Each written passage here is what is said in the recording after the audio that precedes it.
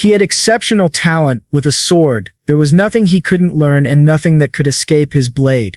He even trained so hard that he had bloodstains on the palms of his hands, but after dropping out of high school, he spent 20 years honing his knife skills and became the best swordsman in the country. In the next scene, we see a guy slicing a fish to plate in a restaurant. People are moving back and forth, calling out table orders amid the usual chaos of a busy kitchen. Then something catches the attention of the people outside the kitchen, and even the chefs are staring at someone. The man is there, intensely focused on cutting the fish. One of the staff members tells the head chef that his phone is ringing. He's wearing headphones, so he didn't hear it. He says, I should have set it to vibrate. Then he notices a notification from a game he had already uninstalled. Why was it showing up? Was the phone glitching? Suddenly, someone informs the chef that a guest has arrived, but the chef responds, "For God's sake, just say I'm not here." However, the guest is already approaching. He's there to demand an answer from the chef, believing he has given him more than enough time to think. "It's not a difficult request for someone who works with blades all day," he says. Then he pauses and adds, "Sorry, maybe I'm being a bit insensitive." He opens a briefcase full of money and says he'll make sure not to disappoint the chef. An advance payment of 300 million. But the chef simply chops something and says, "This kitchen is a clean place. There's no room for filthy people like you." What he chopped was a tuna hanging nearby. The guest gets furious, saying that the chef is practically a sword saint. What's a sword saint doing in a kitchen? Just cutting up fish. When the man grabs a knife, everyone is completely shocked. As the man storms out, he says he won't give up on the chef that easily and will return soon to talk again. Later, the chef steps out to smoke. Another employee comments on the 300 million offer, saying he would have taken it. The chef replies that he's only ever cut fish heads, never been a criminal. The man asks, "So you only have a reputation? You've never slit anyone's throat?" He tells him to just take the money, scare the person, do something with the knife, then use the money to open a shop, buy a house. Everyone deserves to live like a human being, right? But the chef says he wouldn't take it even if it were $1 billion. Then the man notices the chef's phone buzzing with notifications and teases, "Wow, you've got a lot of girlfriends, huh?" The chef replies that it's just some boring game. The man asks, "Oh, that divine protection game?" The chef says yes, but he had already quit it. Someone calls the employee back to clean the kitchen, and the chef begins reflecting on his youth. His family had gone bankrupt, and he started working all the time trying to live like a human being. Maybe he had focused too much on earning money. He wonders why the phone is still getting game notifications. Did he reinstall it after drinking? Anyway, he decides to delete it again, but when he tries to clear the notification, he accidentally taps it and the game Divine Protection opens. He thinks that even though he didn't play the game much, its soundtrack is nostalgic, and the female characters are still as beautiful as ever. Suddenly the phone begins to lag, and then everything starts to glow. In the next scene, we see the employee coming out again, saying they're calling the chef, but he's gone. The man wonders where the chef went and why he left his phone behind like that. Someone asks, "Where's the chef?" And he replies, "I don't know, maybe he went to take a dump." Meanwhile, on the phone screen it says, "Transfer complete, 100%. The following scene explains a bit about the game Divine Protection. It's a typical pay-to-win mobile game. You pay and become strong. It has a boring auto-hunting system and is a super generic game that doesn't need much explanation. Someone says, "So you might be wondering, why do I play this game then?" The person explaining admits it's because he likes the appearance of the little girls in the game. He never spent a single cent on in-game purchases, nor did he complete any of the game cycles. He never even played with a main character or an NPC. In fact, he ended up getting reincarnated as one of the background characters, and his name is Kang Gyeomar. Then suddenly, while walking down the street, a woman bumps into him. He's the typical League of Legends player thinking, "Oh my god, a woman." He asks if she's okay since they bumped into each other, but she says it's fine, it was her fault. Meanwhile, the protagonist is thinking about how the game is based in Korea. The names, locations, geography, and even the language are pretty much the same as Korean, more or less. There are some differences, but still, everything was heavily inspired by Korea itself, so thanks to that, he adapted very easily. He's still a teenager, at least for this year, and he lives inside the game without knowing whether reality is a game, or maybe just pretending not to know, living a completely normal high school life just like he did in his past life. It's a very typical secondary life. Then, when he says he's home, someone gets very excited and says that the pride of the family has finally returned. That person is his mother, who shows him a letter saying that he's been accepted into a university. He responds, "Please, Mom, can you stop with this for now?" But she insists, saying she's very proud and has already looked at that letter over and over again. John Mata's parents were way more excited than he was, even though tomorrow would be his entrance ceremony. They ask if he's packed everything for the trip. He says yes. He just needs to finish a few things. He thinks to himself that his peaceful, ordinary life is now completely ruined. In his room, feeling very discouraged, he thinks that the time has come. Everyone's too excited, so he can't just give up on this university. He had already asked to withdraw several times, but it didn't work. He's exhausted. He wonders, Kang Jiaomar, how did he even get accepted into a school like this, looking so unremarkable? Then it's explained what actually happened. When he first entered this body, his parents told him that the previous year he had manifested his blessing. He was confused, thinking, what do you mean?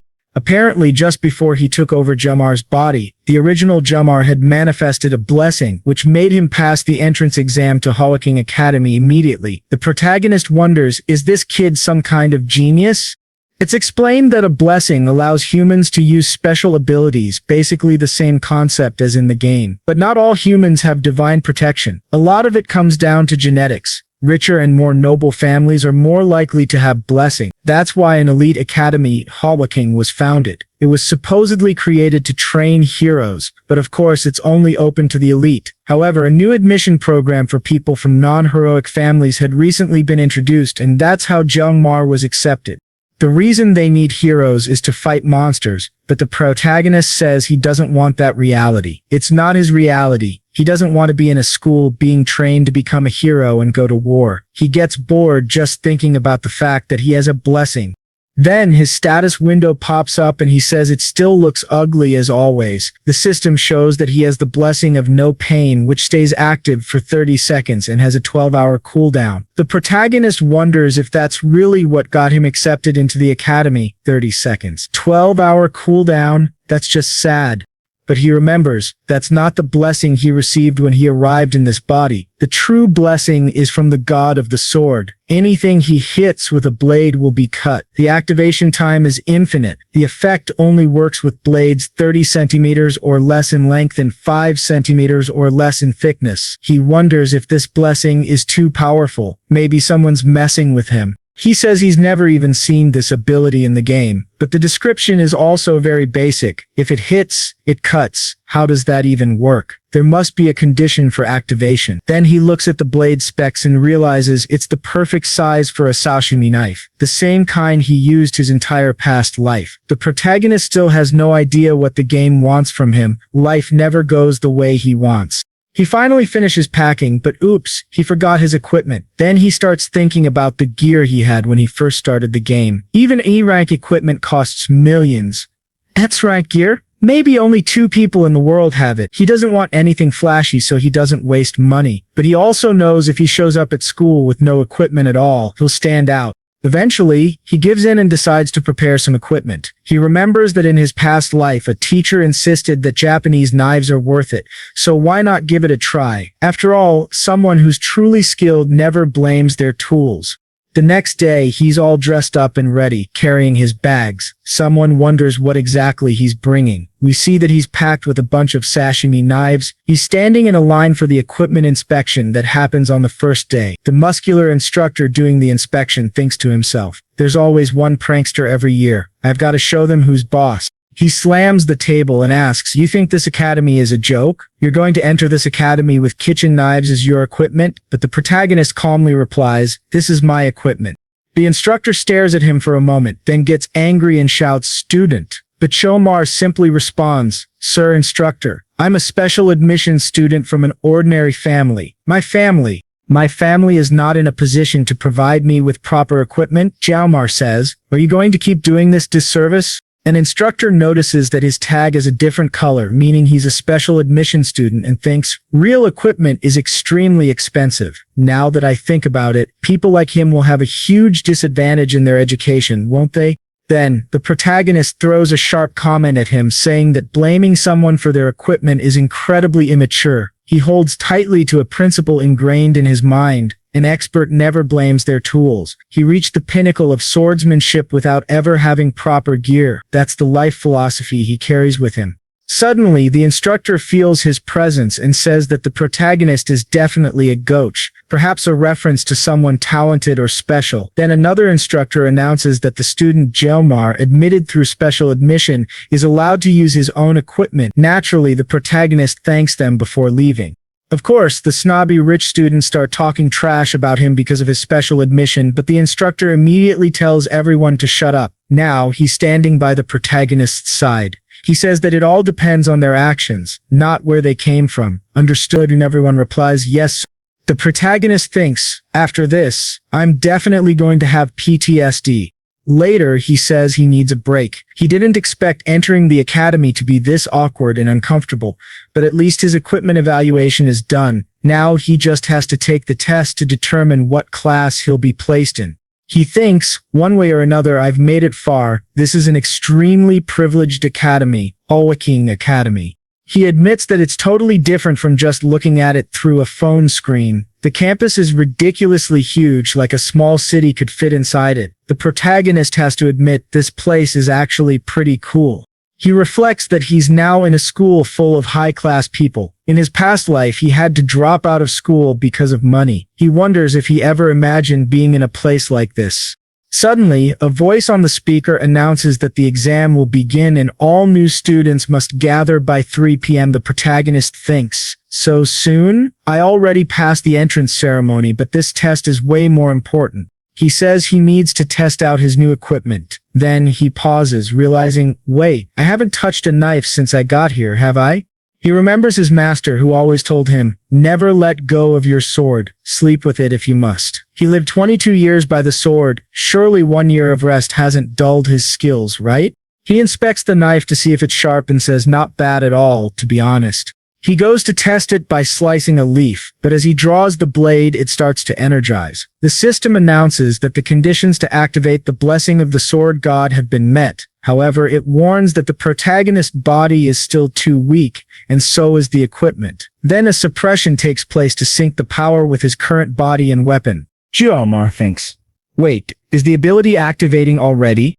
He activates the skill at level 1, and the system says, may the gods bless you. Then he suddenly feels immense pain as the energy flows through the knife in his body. He thinks he might die from the pain, but he survives and finds himself in a completely different space. He wonders, what the hell just happened?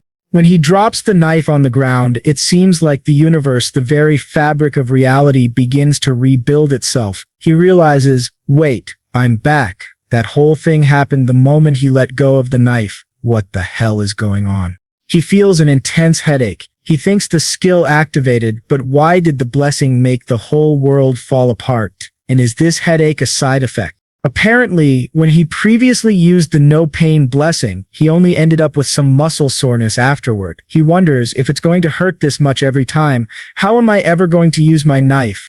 Again, the loudspeaker calls for all new students to gather immediately. He thinks about whether he can even pick up the knife again. He can't just leave a sashimi knife lying around on the ground, right? Maybe it only hurt because it was the first time. Maybe it'll be fine now. But the moment he picks the knife up again, intense pain strikes. In the next scene, we're in the training area. Lots of students are already gathered, waiting. Several nobles are chatting, and we see someone very important among them. The Sword Emperor Segveri Wan Nibelung, a 7-star hero. They say he's a direct descendant of Aaron Nibelung, and beyond that, he's the apprentice of the legendary hero, currently the most powerful human alive. The nobles get a bit intimidated by his presence and start looking for seats. Then a woman appears alongside the Sword Emperor. She's also a 7-star hero known as the Poison of Medea. She asks the Emperor how his half a century of his life later. Isekied just says, Medea, and asks, you're dressed like that at an academy? Are you seriously using turning 70 as an excuse to say you're going crazy? She replies, every woman deserves to feel beautiful, don't you think? And says she could make him look 10 years younger with her blessing if he wanted. He responds that even at 70, she still looks like a child and that people should be judged by their character, not their age. Apparently that's her mindset too.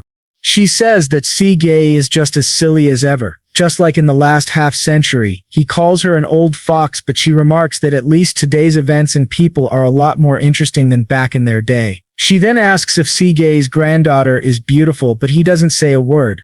Then, the students are informed that the match is about to begin. Everyone starts organizing themselves, and our protagonist is noticeably isolated. He thinks he might be the only one here alone. On top of that, he's a special admission student. He remembers how people tend to bully those in his position. Suddenly, someone walks by and the crowd parts naturally as she passes. The boys are all stunned by her beauty. The protagonist immediately recognizes her. She also studies here. She's Abel von Lung, granddaughter of the Sword Emperor. She's the main heroine of the game Divine Protection. The reason he spent so much money on that game. In the next scene, we're given some background information on something called Subspace, created by the legendary hero Ballard Joachim. It's an alternate space of reality. Pain and experience are real, but they don't affect the real world. Even murder can occur there without impacting reality. The Sword Emperor asks if the training will take place in subspace, and Maria confirms it. She explains that the school is doing things differently this year. It will be a battle royale with groups of 10. The last one standing win. There are also no equipment restrictions. Siags asks, if there are no restrictions, doesn't that mean elite students can bring whatever they want inside? Medea tells him not to even mention it. It seems that these days the academy is focusing only on money. She admits she's had a major headache because of this new system. Siag asks if she's talking about special admissions. Meanwhile, our protagonist is in awe, thinking she's even more incredible in person. Before she was just a 2D character. Now she's right in front of him. He sees other students trying to talk to her and thinks, if I were even a bit more confident, I'd be there too. Abel von Nibelung, the main character of Divine Protection. In other words, the heroine you control in the game. He reflects on how close the character was to the player and how pretty people always seem to end up in relationships. Besides, he's just a special admission student. He tells himself he won't get involved with that kind of school life. The 3 words he's set for his new life are safe, ordinary, and protected. With that approach, he'll study peacefully, get a stable job, and live a secure, peaceful life. He thinks, becoming a hero? Not a chance. I touched a knife and nearly died from the pain. Heroes protect the world. He just wants to live comfortably. Suddenly, the magic crystal begins announcing the test rules. This time it's a battle royale. Among the 10-person teams, the top-ranking students will be classified as Class 1, Star, Class 2 and 3, Dragon, Class 4 to 7, Wolf, Class 8 to 10, Ordinary. Based on these results, students will be assigned to different classes, points will be calculated automatically, and there's no time limit. The protagonist thinks the format is a lot like the game. His goal is to complete it quickly and avoid drawing attention. Then the spatial deployment device activates. The exam begins now. Suddenly, dark shadows cover the arena. The automated system says, "May the blessing of the hero be with you." The protagonist thinks he'll avoid drawing his weapon as much as possible. In the next scene, everyone is seen exiting the subspace, battered and exhausted. The magic crystal announces everyone's rankings. The Sword Emperor and Medea are watching. She thinks in this place alone we have Sieg's granddaughter and descendants of Shang Sang and Gung. These results were practically predetermined. Then she notices the time. 7 minutes. Unbelievable. She broke a record with a C-rank weapon. The weapon used was high risk. It required the user to have perfect control of their blessing. Medea comments that these new young people are acting more mature than they look. Even if they're not at the level of heroes from her era, this year's selection will definitely go down in Academy history. The Sword Emperor replies, "That's expected from my granddaughter, a true descendant of the Nibelung family." He says it looks like it's wrapping up and starts to leave. Medea says there's really not much left to see, but the Emperor asks, "Wait, there are still plenty of people left. Are you really leaving?" She says, "Uh-huh. See you in the next life, old man." Suddenly, both the Emperor and Medea feel something intense. In fact, everyone feels it. Medea asks if he felt that, and he replies, "This is just ridiculous." He says it's a feeling that's incredibly rare. He's only felt it once before, near the president. Then suddenly, a loud noise erupts, and the sky is torn open. The subspace itself is cut apart. Someone has literally sliced through the subspace. 2 people fall from the rift in the sky, and people start whispering. Wait, did they just fall from outside the subspace? Suddenly, the rift begins to shine brightly and something shoots down from it at high speed. It's a sashimi knife. Medea immediately calls the medical team to rescue the people lying on the ground. We then see our protagonist collapse next to his knife. Now we see the scene from his perspective. He realizes the results were predetermined. There were elites in the match, but due to pure bad luck, he ended up in a life and death battle. We see other students getting massacred. He explains he ended up in the group with the evil twins, the two brothers of the Iron family, Ma Jun and Jung Ma. They're shown brutally beating the other students without mercy. They're naturally talented, but also extremely violent. The protagonist notes that 30 minutes have passed and they're still beating people. Strangely, he hasn't been targeted. He wonders, am I so weak they didn't even notice me? Then, one of the brothers throws what looks like a lifeless body to the ground. He starts counting 1, 2, and then asks his brother how many he knocked out. In that moment, he stomps on another student's head, smashing it into the ground. His brother complains that he got 4 and he only got 2, but the first replies, "No, I left 1 for you." He points to a terrified girl trembling in the corner. The protagonist becomes alert. He had already been watching her for a while. She's completely panicked. She won't even be able to defend herself. The taller brother walks toward her slowly and says he likes her a lot. He loves people who cry and scream a lot. The other brother responds that, even though they're twins, the taller one is a total pervert to him. He then asks, should I start by splitting her in half? That's when the protagonist yells at them, calling them bastards and sons of, and says, even if it's just subspace, don't go this far. Are you guys psychopaths? Then he realizes, damn, I said that out loud without thinking. The two brothers suddenly turn toward him. They didn't even realize he was there. They mock him, saying he's just another disgusting special admission student and that makes them happy. The taller brother says he'll slice off his head real quick and make him pay for the insults. The protagonist, Gimar, starts panicking. What do I do now? Do I use my blessing? He realizes it won't work. His blessing only lasts 30 seconds and those two have been pummeling others for 30 minutes. Then he remembers his weapon, the sashimi knife. But he hesitates. Every time he activates his blessing, he feels immense pain. All he wanted was an ordinary and safe life. Half a day had passed, and he had already failed at that. The brothers wonder what he's doing. Slowly he pulls the sashimi knife from his bag. They burst out laughing, mocking him for pulling out a kitchen knife. The taller one calls him funny, but says he's going to kill him anyway, starting with smashing his head in. The protagonist thinks, this is a life or death situation. I only have 30 seconds. I need to come up with something now. He activates the pain suppression blessing, then activates the blessing of the sword god. The pain suppression nullifies the sword god's side effects. The taller brother asks mockingly, what are you going to do with a kitchen knife? Jumar thinks, if I don't cut, I die. But will this giant fat guy really get cut by a sashimi knife? He's not a fish, he's a human. I've never cut a human before. Then he wonders, why do gangsters in movies always use sashimi knives? Do they really cut people like fish? He remembers what his master once told him. Of course not. Not even if God himself wielded it could he do that. But he also remembers another phrase, if you cut, it turns into pieces. As the fat guy lunges at him, Jalmar doesn't hesitate. He slashes with the divine slash and cleanly severs one of the brother's hands. The hand, along with the glove, falls heavily to the ground. Jalmar thinks, finally I can get payback on these bastards. We then flash back to a scene from his past life, where he asks his master why gangsters eat sashimi. The master throws a knife at him and says, I told you, just call me master. And why the hell do you care about that anyway? His master was an ex-gangster who had lost one of his hands during a gang operation.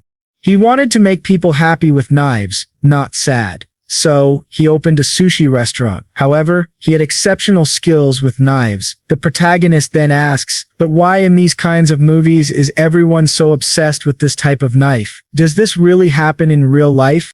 The master replies, if you stab someone with a wide kitchen knife, their skin will contract quickly, making it look like the knife comes out easily. But sashimi knives are thin, allowing you to stab and pull them out repeatedly. The protagonist asks, what do you mean stab? Don't you mean cut? If it can cut fish, why not people? The master responds, "The fish is already dead, idiot. If it were alive, you wouldn't even be able to cut bread." Then the protagonist makes a comment about a cartoon chef and the master grabs him, shouting, "What damn cartoon?" and slaps him on the head. "You think a knife works like that, you little brat?" He starts smacking the boy's back.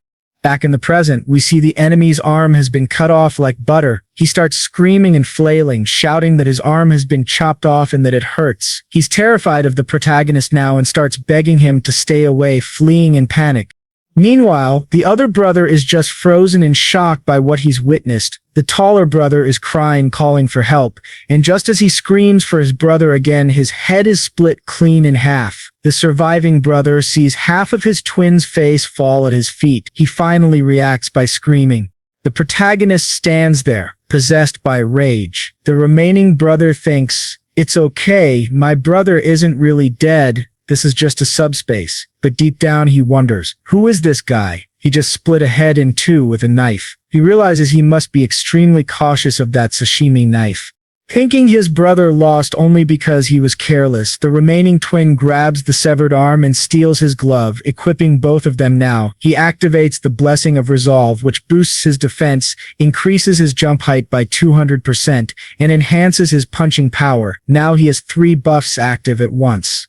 He declares, "It doesn't matter where you got that knife. Not even an S-rank weapon can pierce my defense now." But our protagonist is counting down. He's at 21 seconds. The big guy sees an opening and charges at him, mocking him for mumbling instead of fighting. "You're gonna die now, kid. I'm gonna crush your skull." But the protagonist keeps counting. 7, 6. Suddenly the brute realizes he's on the ground with countless knives stuck in his body. At 3, the man dies. Right then, the system announces that the pain suppression blessing has ended, and the protagonist starts screaming in agony while clutching the sashimi knife. In the next scene, he slowly opens his eyes and asks if he's in a hospital. As he tries to get up, he's overwhelmed by pain. Someone quickly passes by the door checking if he's awake and then runs off to report it. The protagonist thinks he just saw a face he never expected to see. The person who, 50 years ago, annihilated the Demon King's army. Standing in front of him are the 2 7-star heroes, the strongest human, Siegfried, and the Academy director, Medea. He wonders why these legendary figures are here. Then Sieg asks him for his name. He replies, "Jamar," and cuts straight to the point, asking what he did inside that space. Jamar remembers the sensation he felt. It wasn't even him in that moment. He wasn't himself in that body. He is already holding his sword, and the protagonist realizes it's very bad to be the target of that man. He says that even though it was just a subspace, he thought the twins went way too far and that he knows he himself went too far too. He says he's ready to accept any punishment. Sieg stares at him, but Medea interjects, "Come on, old man, are you really trying to intimidate the poor kid?" She sits beside the bed and tells Jongmar that it was Sieg who cleared his blocked meridians while he was unconscious. Apparently, she adds, the older people get, the more stubborn they become. She leans in, saying playfully, "Come on, little guy, at least look at me. I really like shy boys." Jomar, Sieg, and even another man named Freud all become embarrassed by her behavior. Jomar wonders, why did the sword master do that for me? Then he realizes it's no surprise his body feels much lighter than before. Medea tells him they reviewed the footage from the room he was in and she says she was moved. He had protected a disadvantaged student like a prince from her dreams. "Maybe you're my little hero," she teases. The emperor speaks up, "Medea." She rolls her eyes, "Fine, fine, old man." The emperor tells her to maintain her dignity, and she says she's only telling Jomar all this so he won't worry, because he won't be punished for what he did. They were only accepted because of a favor from their very influential family. Medea says they will be expelled from the school soon. Jomar thinks, that's a relief. At least I won't have to share my school life with people like that. But the emperor says that actually they are there for another reason. Jomar has become the top student in the exam, and they congratulate him for it. He thinks, wait, what? He had only wanted a peaceful and safe life. In the next scene a little later at the academy, we see Medea saying that she has been the director of the academy for 20 years, but this is the first time something like this has ever happened. We return to the earlier moment and Jomar says that he doesn't want to be first place. Both are shocked by this. Medea pleads, Geomar, please reconsider. Do you understand what it means to be the star of the class? Maybe he didn't hear properly, but his result was determined by the exam itself. Still, he says he doesn't want it. The emperor just watches silently until Medea calls his name and we return to the present. She asks, are you upset because Geomar took your granddaughter's spot? He replies, of course not. That would be incredibly immature. There's nothing more immature than ranking someone based solely on their connections. The academy chose the best student, so they'll just have to accept that. He reflects on how Geomar had no exceptional innate abilities, no strong physical talents, and very little experience. Still, for a boy his age, he remembers that massive strike. Those movements he saw of Geomar's technique at that moment embodied the very concept of skill that was the pinnacle of swordsmanship. However, he also noticed something off in the boy's meridians. His body wasn't properly trained for the skills he displayed. It was as if something had been sealed inside him, something that shouldn't have been there. He thinks to himself that even at this age, the Sword Emperor is still competitive, especially when the student is the same age as his granddaughter. Medea says, he is very attractive, isn't he? Not just the way he killed his opponents to save a defenseless girl. If I were 10 years younger, or maybe even now, I might give him a chance. She changes the subject and asks, what are you thinking about, old man? The emperor asks, what do students these days call someone like you, huh? Medea replies, why don't you use that shiny bald head of yours and try to guess? What do you think people call ladies like me? He just replies, bitch. She gets really pissed, slams her teacup on the table. The next scene shows the protagonist heading to his class, the wolf class, and he remembers why he's here. Medea had told him he would be placed in the wolf class, but Geomar had said, Director, I want to be in the tiger class. Is that possible? She replied, of course not. The top student in the tiger class? If the best student were placed there, the credibility of my school would be ruined. Becoming a tiger is not permitted for you. She added that in return she would keep his secret. She thought that if he were placed in the tiger class, the academy's executives would pressure her even more. Geomar, on the other hand, thought his idea was to complete his studies safely in a lower-level class instead of constantly fighting in a high-level one. The wolf class was still within his expectations. However, when he entered the class, everyone was staring at him, but only because he had slammed the door. Once they saw he was in through special admission, everyone just ignored him. He thought, they ignored me. If you're going to ignore me, at least stop staring, right? If they really ignored him, that must mean the director kept his secret. It seemed like he might finally be able to live a peaceful life after all, a rare bit of good news. Then, we see the girl he saved earlier approaching to thank him. She says, back in the exam, do you remember? And he replies, yes, of course. He thinks to himself, why is she using such formal language for someone her age? He tells her there's no need to thank him because anyone would have done the same, but she insists she had to thank him for what he did. Geomar thinks, I only did it to save myself, not her. Now he feels a bit hypocritical. He takes the opportunity to introduce himself. I'm Kang Geomar, she replies, that her name is Chloe, and he says it's nice to meet her and that it's good to have at least one familiar face in the same class. She says she feels happy about that too. He thinks, Chloe, I don't remember this character from the game, but also reflects that the main characters in the game are few, so it'll be hard to recognize everyone. Maybe she's an extra character, just like me. Geomar then tells Chloe to keep what happened during the exam a secret. She says, yes, of course, and was about to ask him for something when the professor yells for everyone to take their seats. Geomar says, let's talk later, okay? The professor throws a book onto his tablet and says that everyone there should be proud. They were all chosen to inherit the legacy of their brave ancestor, Valor Awakens, and should embrace that pride. His name is Bin, and he's the instructor of the wolf class. He says that since it's the first day, they'll start with some basic exercises. Everyone must gear up and report to the training area in 30 minutes. One of the students asks what they'll be doing, and Bin replies that it's very simple: no push-ups, no sit-ups, no squats, just run 10 laps around the training field. If there are no more questions, they can begin. Geomar thinks, by the end of this training, do we all go bald or something? He approaches the professor, who asks, what do you want? But the professor calls him by name, and Geomar thinks, wait, he knows my name? He says he wants to skip the training because he's not feeling well. but the professor says that since he's an excellent student, this routine won't even make him sweat. In fact, today he'll be doing training meant for the star class. He also adds that the director said Jomar should always receive a higher level training load than the rest of his class. Jomar thinks, that damn old hag. Then he tries to change tactics and says, actually, I need to use the bathroom. I was kind of holding it, you know? The professor replies, of course.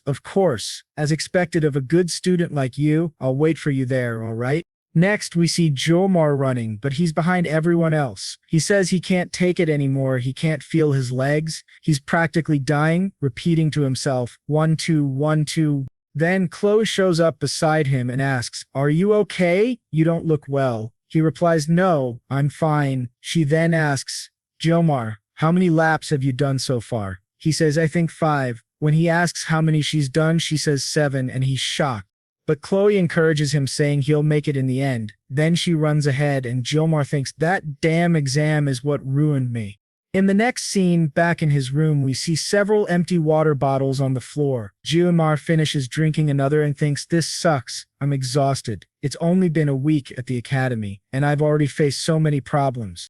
He remembers his first time in the cafeteria. He was already in line asking for food because he was starving, but then thought, wait, why is there a ticket machine here? Isn't food free? He told the lunch lady to start preparing his meal because he'd quickly go get a ticket. But when he saw the price, the scene cuts to a large menu on the wall. He read, spicy pork rice, 50,000, and thought, my God, why is it so expensive? So far, he had only been drinking water and hadn't eaten anything. Then he throws the bottle.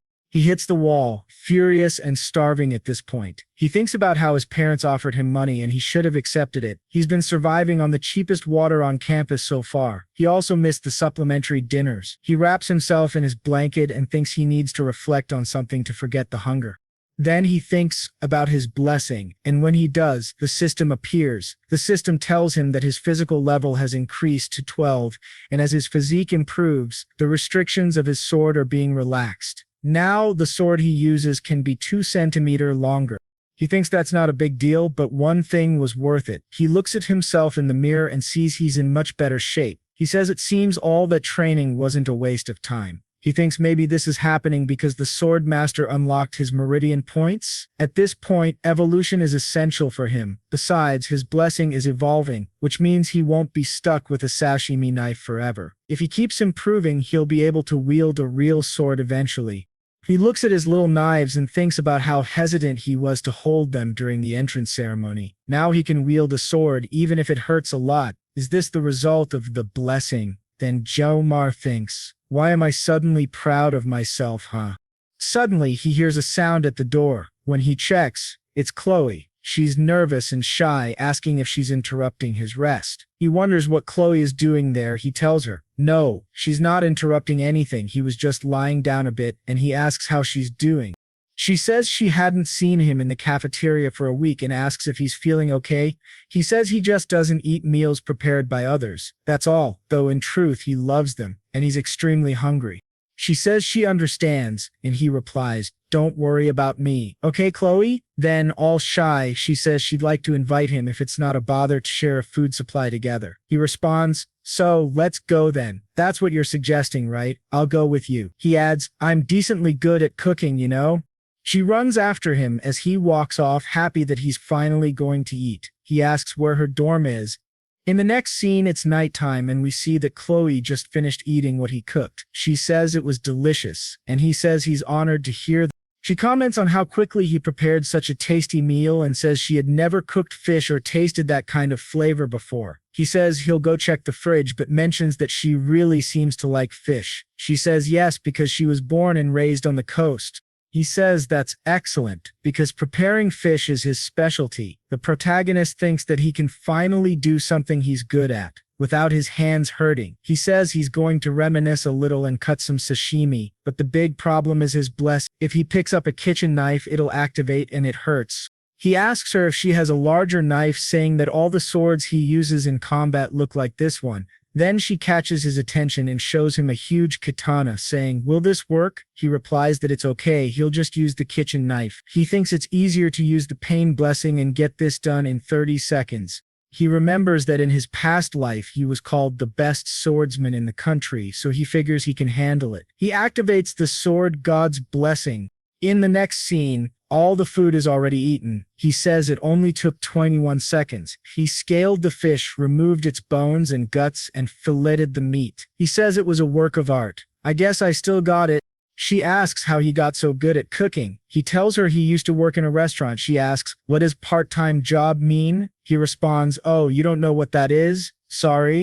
The protagonist thinks that maybe it's not a difference between worlds, just a social one. He says that in any case, her enjoying the food he made makes him feel very flattered. She says that since he cooked, she'll wash the dishes, and he agrees. All right, sounds good. Then he looks up at the moon and starts singing, thinking that now that his belly is full, he just can't help it. Suddenly, we hear a dish breaking. Chloe is apologizing, having broken something. The protagonist thinks, you're rich. Probably never had to wash dishes before, huh? At your age, I'd already done it so many times. Suddenly, a book falls off one of Chloe's shelves. It looks like a diary with drawings and writing. He wonders, is this her diary? He says her handwriting is really cute, and there are stickers here and there. He thinks he should put it back where it was. But then he stops to look at one page and thinks she's really kind and sweet. He decides to sneak another peek. Why not? Then he gets to a page that talks about him. It says, I love you, I love you, I love you, I love you, I love you, and about 80 more times. Seeing that, he thinks, oh God, now I'm screwed. Then we hear another plate breaking because Chloe has turned around and asks if he's reading her diary. In the next scene, it's explained that heroes are respected for slaying demons, and that reputation grows even more when they gain global recognition. However, in the name of this power, some factions abuse the weak simply because they have authority.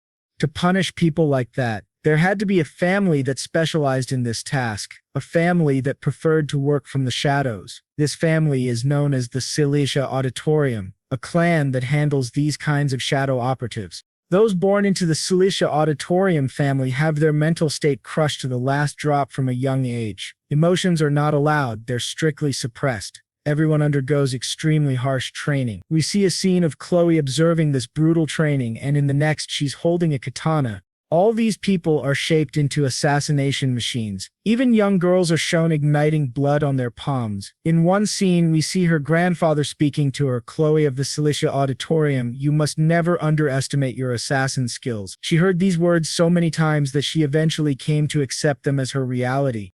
The training completely warped her nature, casting a heavy shadow over her heart. Her identity eroded until only traces of emotion remained, and it was at this stage that Chloe entered the academy, Awakens Academy, where students were placed in classes based on their aptitude.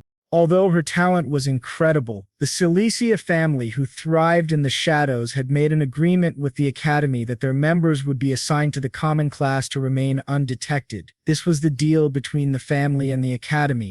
But in truth, even before that, during the first 3 years of childhood, the family stripped away the freedom of every individual born there. Chloe accepted her fate as an assassin and never protested. In the end, nothing was going to change that.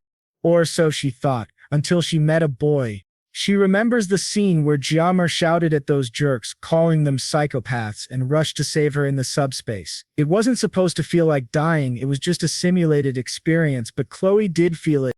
Even though her fate had long been predetermined to kill, she had already abandoned meaningless battles. She was trained to eliminate only those who deserved it. In the end, nothing would change that, or so she believed.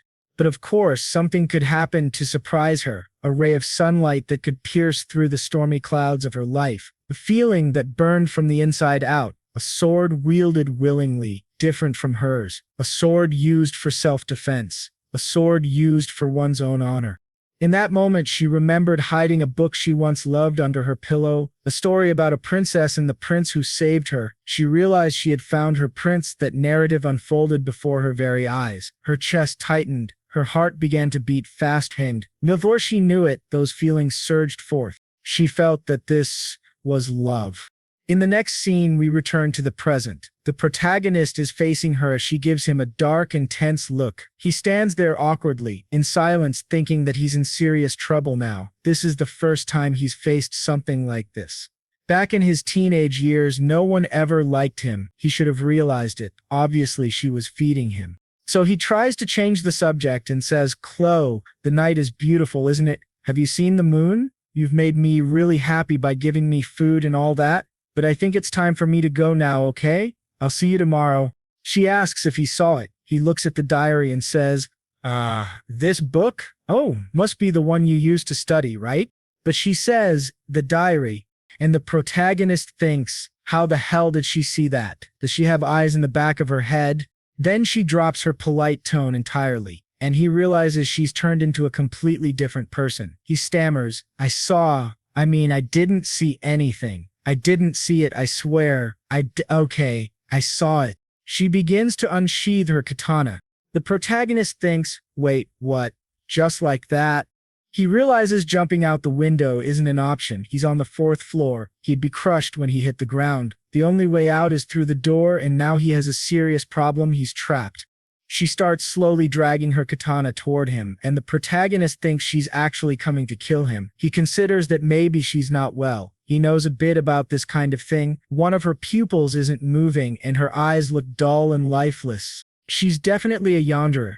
She was all cheerful just a moment ago, and now there's no way. She's absolutely one of those anime yanderers with a dual personality. He thinks that managing someone like that is already extremely difficult, but if the person also has a split personality disorder, then it's game over. And then Geomar realizes the thing that triggered all of this was the diary. If that's the case, she'll pursue him until he dies to ensure his future safety. He needs to take the initiative today. He thinks her aura is much worse than those big guys he fought before, and Guiomar realizes that this academy is getting tougher. He thinks he needs to get out of this situation. He's only used 21 seconds of the Blessing of Pain, which means he still has 9 seconds left. The sashimi knife is still there, but he won't be able to grab it because she's too close to Chloe. But Chloe is already preparing, and the protagonist grabs the first thing he sees, a utility knife. As she charges toward him with the katana, he grabs the utility knife and says he needs to end this now. He thinks the blade is too small, and the system informs him that this type of exercise increases mental resilience. His words and actions have gained temporary intimidation, and the blessing of the sword god has been activated. May the gods be with you, Jomar. The two face off, one with a katana, the other with a utility knife. He says Chloe has long hair and maybe she'll need to cut it a bit. We only see the cuts being made in the air. In the next scene, we see Chloe in her bed, sitting up and asking where Jimar is. She wonders where he went. She thinks back to her last memory of him. She was looking at him while he was observing the moon. She asks, "Where's my katana?" But then she sees it there and sighs. Phew. She recalls that she practically loses consciousness every time she grabs a katana. In her memories, her grandfather tells her not to worry when this happens. She shouldn't deny her talent as an assassin. She always forgets about a murder. Then she puts her face into her pillow and says, "Chloe, I'm so stupid. Why did I have to faint at that moment?" She feels all warm and shy, thinking about Jomar. She wonders if she said something wrong before she lost her memory. Then she notices that her utility knife is on the floor and asks, "Huh? Why is this here?" That's when she realizes her hair is short. He used the utility knife to cut her hair, and he even put all the cut hair in the trash. She thinks, Jomar is really so kind. She decides to write it in her diary before she forgets and writes again that she loves Jomar very much. In the next scene, we see him outside vomiting. He thinks that somehow he managed to escape that situation. He only used 5 seconds of his blessing, and he feels like he might vomit again. With that, all the dinner he ate is coming up. After vomiting a lot, he sits down on a bench to rest. He says he's vomited everything out and is hungry again. He starts thinking about who exactly Chloe is. Her swordsmanship was perfect. She came at him with the intention to strike his heart in one blow. This is a technique only assassins can master. If he had been caught off guard, he would be dead right now. When he thought his life was in danger, he instinctively aimed for her neck. Luckily, the utility knife was too short, so she only ended up cutting her hair. Jomar thinks that he cleaned up the mess, so there shouldn't be any issues later. Right? He thinks that maintaining peace in this place isn't so easy. Apparently being ordinary is much more difficult. He reflects that for the first time when he came into this cursed game, he had no ambition. Just using a sashimi knife, He reached the pinnacle of fencing. It's hard to imagine, even in the wildest imagination, but that's what they say. Everyone knows how to do something. Besides having a miraculous blessing, the divine protection is the name of the game. So the protagonist also has a blessing beyond the blessing of valor. Joaquin, the legendary hero. If Jumar remembers correctly, it was one of the legendary blessings in the game. But the content of the blessing is very simple: save the world from the Demon King's dangers. But the protagonist has a legendary sword called Wound. However, a sword is known to choose its master. Meanwhile, Jamar can use a sashimi knife. He thinks he needs to control himself. Nothing here is real. They're just characters. Nothing is real. He even forgot the goal he had before. But then he stops to think, is there really a person so ordinary in this world?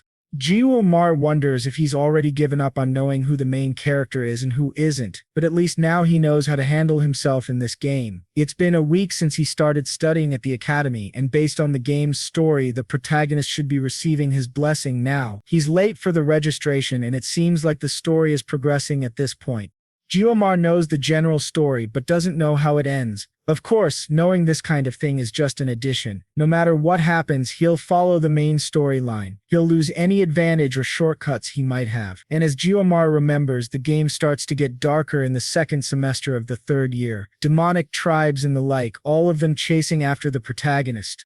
The Academy has to take action against the demons, which escalates quickly, and in the end, a war breaks out between humans and demons. As a result, the game turned into a cliché. Jumar remembers thinking in his past life what a sudden twist the story had. One moment he was living a peaceful school life just as he wanted in the game, but suddenly, everything started deteriorating. After that, he deleted the game, but just thinking that a war will happen in this world, he wonders if he will die in that war. No, he doesn't want that to happen. He still has 3 years to prepare. Right now, he needs a more realistic goal. He needs to get stronger to survive.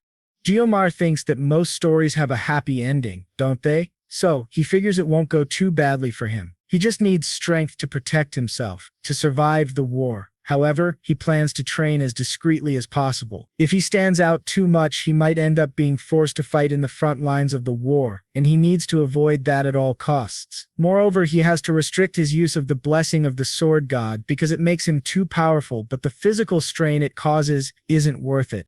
He starts analyzing the system screen, which shows his abilities, and wonders, why is there so much new content that wasn't in the game here? Body, mind, equipment are shown in the game, but what is this assimilation, and what are these 3 question marks he's seeing? He taps the system screen, and it says that the conditions have not yet been met for Jamar to access this. He thinks that's not important right now though, because another question pops up about this so-called gift he received. Besides that, he needs physical training and a new weapon. Additionally, since he can only use his blessing of pain for 30 seconds, he needs to train with a sword that doesn't meet the sword god's blessing requirements. Fortunately, there will be a monster extermination practice next month, and the reward for that is a Murasami, a rank B weapon. If he can use it well, it will be enough for his graduation. He hopes that sword won't work with his blessing. As he reflects, he thinks there's much more he has to do than he initially thought. Just then, someone catches his attention. It's the granddaughter of the Sword Emperor, who says that the spot he's sitting in is hers. She seems to be sweating from a walk. She stares at the protagonist and he moves a little to the side. She asks if he could move a bit more. He moves and thinks, Abel, I shouldn't have looked at her like that. Then Abel says he doesn't need to leave, just move a bit. Jomar thinks, how is this place hers? It's just a public bench. But the truth is, he needs to cut all ties with the heroine of the game. We see her trying to cool off, and the protagonist takes a quick look, feeling a bit embarrassed. He thinks that all the heroines in the game are designed to attract attention. She is really beautiful, but suddenly Abel says that this is the best place to watch the stars. Jumar thinks, damn, she started a conversation. He wonders, is this really Abel, the granddaughter of the Sword Emperor? He wonders why she started talking to a poor guy like him. Out of nowhere, she asks if his main weapon is a sword. He asks how she knows, and she says that her grandfather taught her this. A swordsman always has a very specific look. She offers him her sword and asks, do you want to try it? He says he's not really interested and wonders if she's okay. He wonders, is she really the same character? Then Abel asks, do you know who I am? Jomar thinks, she must be asking because she found me suspicious, right? He realizes that no one at this school doesn't know who she is. He says he knows her somewhat, and she replies that she doesn't know him. Jomar wonders, what's the point of this conversation? She says it's a bit cliché. He knows her, but she doesn't know him.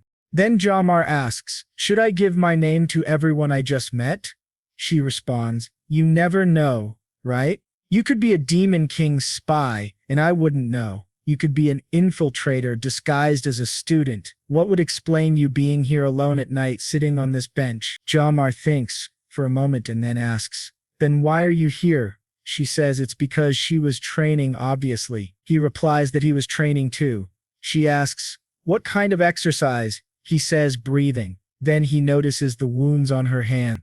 She gets a little embarrassed and hides them, but he tells her she's really diligent. She replies, of course, she has to be. No one knows the burden of being part of the Nepalung family. People from this family need to be perfect all the time. They can't show weakness at any moment. Then she asks, do you know that I'm not? The best student this year isn't her. This was the first time she lost to someone, but he knew that. However, when she said this, she didn't seem sad. She gave a little smile and said that it was a relief for her. But she was also curious to know who defeated her. She really wanted to know who it was so she could crush that person next time. Gilmar, hearing this, almost vomited again and asked, do you really need to go that far? She replied that it was a matter of pride. She said she asked her grandfather, but he wouldn't tell her. She couldn't live as second place without knowing at least who first place was. Then she realized she was saying this to someone she didn't even know, and Geomar asked, then why are you telling me this? She said it was because he seemed weak. Don't show mercy to the strong, but be kind to the weak. That's the motto of her family. She also said that everyone in her class was really good, so she didn't have any friends. Geomar thought, so that's why the protagonist of the game hates her. Then she stretched and said she was going back to her room. She turned to leave but stopped and asked, so are you going to tell me your name or not? Geomar said he wasn't really interested. The next scene takes place the following day in class. Geomar thought that his school life had gotten a little calmer in the past few days. Chloe quickly made new friends in class, so he pretended to be busy and avoided looking directly at her. When Chloe's new friends found out that he was from special admission, they started teasing him, but he didn't care at all. Moreover, he wasn't the only special student in the class, and those people also avoided interacting with him too much. Now, thinking about it, being in a lower class was much better for him. This was exactly the point in the game's story where the Star and Dragon classes were forming alliances, or rather factions. Even though Jomar wasn't in either of those two classes, he felt lazy just thinking about it. He thought that, at least now, he was eating well. The principal gave him an unlimited card because he was the best student. This card was the college membership card. He hadn't been able to express his gratitude to the principal yet because he hadn't seen her since then. From that moment on, he started liking the principal a lot, thinking that he deserved it. After all, he was fulfilling all his duties as a student, and it wasn't really impacting the academy situation much. Now he just had to get through the next 3 years in the same way to get the future he wanted. In the next scene, during a lesson, the professor explains that 700 years ago, during the first war between humans and demons, the hero Joachim Baller, who felt the need to create heroes for future generations, founded an academy with his 7 disciples. The professor said that this topic would be on the exam, so it was better for them to familiarize themselves with it. Jomar thought that they knew this story somewhat. The hero and founder of the academy, Joachim Baller, fought against the demons for 20 years, battling the commander of the first demon army and the right hand of the demon king, Leek. He fought and emerged victorious in that battle. We then see a scene of 2 rays of light crossing, and it's said that in that battle, Joachim lost one of his arms and couldn't participate in the battle against the demon anymore. The entire place was filled with screams and blood because of the uncertain victory over the demons. After that, the humans and demons reached a truce in the middle of the First War, and the hero Joachim founded the academy to take care of future generations. The professor explained that this first war between humans and demons led to the establishment of a non-aggression treaty between the two sides, which resulted in 700 years of peace. The students were wondering if there would be a war in the 20th century, but no one was really concerned about that. Jumor thought about those 700 years of peace, but he was the only one who knew that the first crack in that peaceful treaty wasn't far away. It was natural that everyone was used to this serenity. In the next scene, we see him talking to Medea. He would really like to tell her what would happen, but he wasn't sure of the consequences. Even though she didn't hide the fact that she wanted to leave the school's administration as soon as possible, Jomar explained that she was the first to sense the abnormality because of her blessing, the poet's blessing. She was also the first of the 7 heroes who put herself at risk to protect the students. Jomar mentioned that he didn't play much of the game, but he had seen a spoiler of the story. She was the first heroine to be sacrificed by the Demon King, so he faced her death in the game. Now, in the present, he wondered if he should tell her or not. Back to the present, the professor says that's all for today and that they should study hard for the exam. Then we see a commotion happening in the front, with people gathering around, and Jomar wonders what's going on. Suddenly, he realizes what day it is. It's the day that person is coming to the class, Jomar thinks. If my memory isn't failing me, May 5th is the day he arrives, the main character of this world, Lon van Heinhart, and soon the 700 years of peace will come to an end.